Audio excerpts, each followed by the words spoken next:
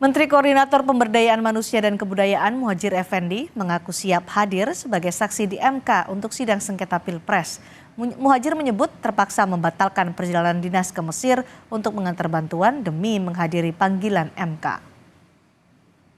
Nggak ada persiapan, kan mau ditanyakan semua yang selama ini sudah kita lakukan saja. Berarti siap hadir Jumat ya Pak? Siap hadir. Insya Allah.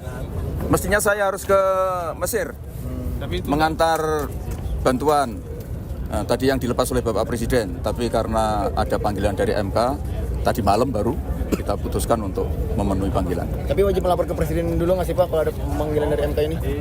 Iyalah, kan pembantu Presiden. Berarti udah lapor Pak ke Presiden? Presiden kan juga sudah tahu. Jadi sudah diizinkan Pak Jokowi berarti? Diizinkan. Menteri Koordinator Bidang Perekonomian Erlangga Hartarto mengaku sudah menerima undangan dari Mahkamah Konstitusi untuk hadir di sidang lanjutan sengketa Pilpres.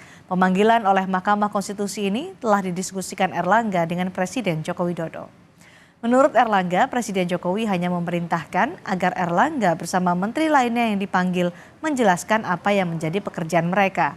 Erlangga mengaku belum tahu topik yang akan ditanyakan dalam sidang di Mahkamah Konstitusi Jumat nanti.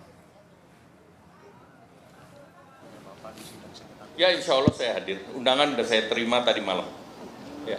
Pak, koordinasi terlebih dahulu dengan Pak Presiden nggak? Soalnya Pak Presiden bilang semua menteri bakal hadir.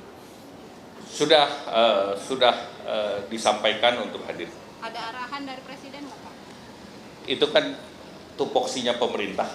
Silakan menjelaskan tupoksi pemerintah. Bahkan ada 4 menteri Pak, ada Menkyu, Pak Erlangga dan Pak. Ya, jadi apa koordinasi nggak Pak bersama 4 menteri itu? tentu kalau di pemerintah kami sudah komunikasi. Ya.